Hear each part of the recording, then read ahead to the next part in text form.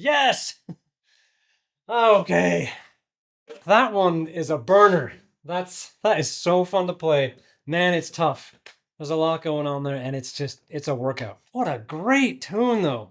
Love this tune. So, Old Brown Shoe, it's a single. You can see it on the Past Masters Volume 2 collection. George Harrison, of course, is the man here with the composition and the lead vocals and who knows what else, all the guitar stuff. What a cool tune. Just so much fun. There's a controversy here about who played the drums on this. According to one expert historian's take, Ringo couldn't have played drums on this because he was shooting a film or something at the time. He was shooting some kind of screen thing and he was out of the studio. So Paul had to just quickly sit in and come up with all this amazing drum stuff, and they cut the record like that. But other takes say, yeah, Ringo was shooting something, but he was not that far away from the studio. Could have done that in the day and just come back to the studio and record this at night. And all accounts agree that Paul did some drumming, like original backing track type thing, just to help the band to support the rehearsing and recording the other parts, maybe laying the other parts down. But in the end, there is no way Paul is playing drums on this. I love Paul McCartney. He's an incredibly gifted human being when it comes to music and maybe other things. I don't know. But he's so coordinated. He's got such great time. He's got such great groove and feel. He's an amazing composer and songwriter. He's so great on the guitar and the bass. And he really does get by on the drums. He can do some stuff pretty well. Paul could not play this, though. I'm sorry. Shut up. And I'll give you a few specific reasons why. So, one, this is a shuffle beat. This is called a flat tire shuffle. This type of thing where you've got that groove going on that's going on for most of the tune. Paul is on record as having said, I can't play shuffles, basically. So there's your number one clue right there that he's not doing this. Because this is a pretty bright tempo, and the feel is tremendous. It's great. It's not the feel and tempo of someone who can't play shuffles. Another great clue is the fact that when you have these fills that are simultaneously both hands playing quick notes, so there's these, but then there's this. This is 12 notes in a row you gotta do. And it's fast. And if you're not a drummer with a pretty sound technique and some practice, you can't do that.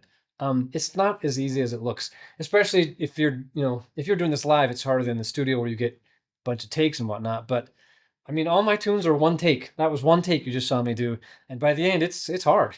It's hard to grind that out. Part of the reason why is because you don't have a ton of rebound on this surface or this. You can see me trying to maybe during the fills get the bead up onto the face of the hats, because here I have rebound. So I can use that to my advantage. And use my fingers.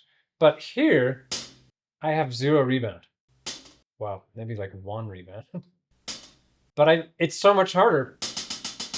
You end up really just having to wrist it out, and that's so much harder.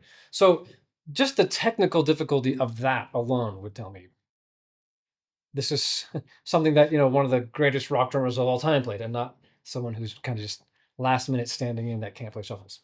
Love you, Paul. The other thing is, let's just talk about the coordination going on here and the left foot stuff. So I put the camera this time on left foot so you could kind of see some of the subtlety that's going on here. Most people can do this with some success, right? It's not too tough. When you add in a third thing, though, if you have to get your foot doing some other thing and you're doing this, make up some other pattern, I don't know, that becomes much more difficult. And most of the population can't do that. The first time you teach, someone drums and you show them how to do this 3-part coordination like this,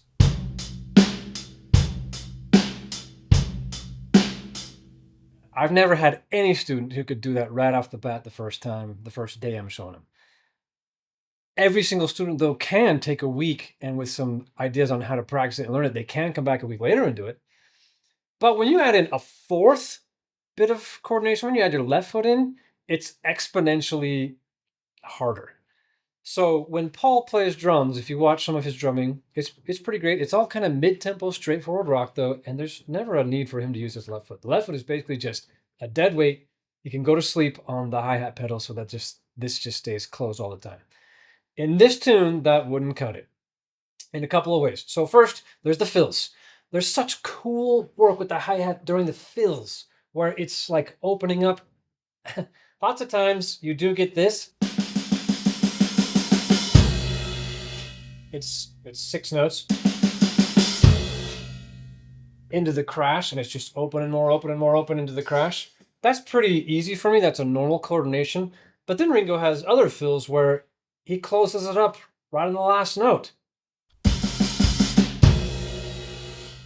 Like that. That is not an easy coordination for me. So that was a new thing to kind of learn, to hurry and close up the hi-hat on the very last note of the bar. I'm playing this as though it's in 12/8. So on the 12th eighth note, I got to close it up real quick before I crash. That's difficult. That's not something a stand-in, really basic drummer can do. That's just so much more difficult. The other thing is during the time. Now, this is a dead Ringo giveaway. This is a total Ringoism. Later in his career with the Beatles, Ringo starts doing this awesome thing I love, where he starts to give a little bit of open hi-hat on the backbeat. So when I say backbeat, I mean on tune for the snare drum. So during the middle section, the B section, we'll call it what? The middle 12, because it's 12, not 8. This part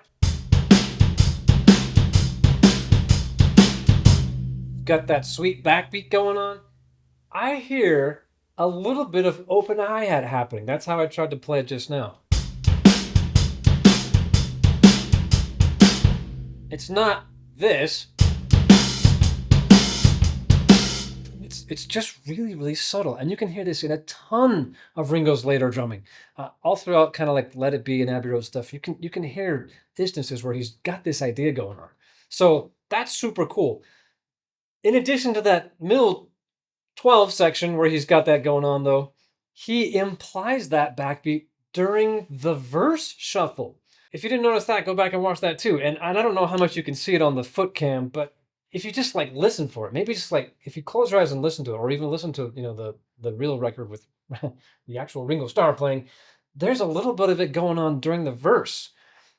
So there's no backbeat in that shuffle, right? Because you've got the snare drums playing the third note of every group of 3.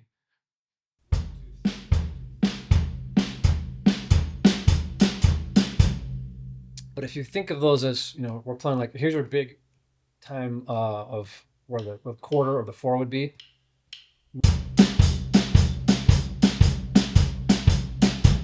On the 2 and 4, there's this implied kind of open hi-hat.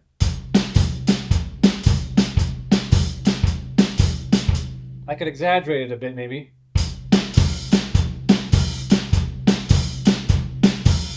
So again, there's your 4-part coordination. That's not just something that you stand in and do real quick if you're not a drummer. Sorry. But it's so cool. It's so subtle. So I exaggerated so you can hear it. If you don't have that in it, it really feels like a 4 on the floor, and it's just like a driving 4.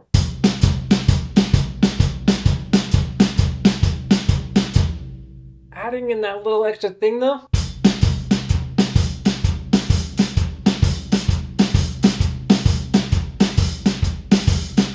That to me is like a whole different flavor. It's so subtle that like 99% of the listeners are gonna miss it, but it's got Ringo's fingerprints all over it. There's no way that anyone's doing that. And I don't care about just not Paul. No other drummer is doing that at the time. And I feel pretty confident saying that. And no drummer is even doing that now. Like, that is a pure 100% Ringo thing. And it's awesome. It is so cool. So there you go. There's my like quick analysis. Ringo Starr is just the man. Like this tune has such great feel. I did a lot of playing along to just Ringo to try to just feel the feel of it. I don't think Ringo's thinking about it at all. I don't think he's subdividing. I've tried all kinds of things throughout my career when I'm doing shuffles, counting really hard or subdividing or thinking of different things.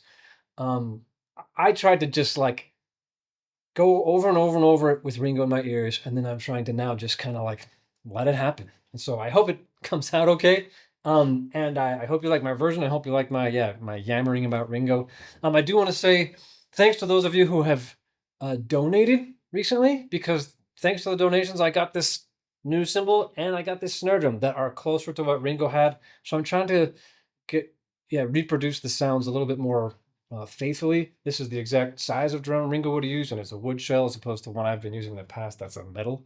Chrome over brass is what it is. And then this is a 20-inch Avitas with some rivets. I don't know that Ringo used a rivet cymbal for this, the actual record on this, but he had one of these cymbals, and I thought it would be killer on this and better than my little smaller thin crashes. So a huge thank you to those who've donated and helped me out. If you can find it in your heart to donate, then I give you a sincere thank you. But I hope you enjoy this stuff, and I'll catch you guys in the next one. Thanks so much.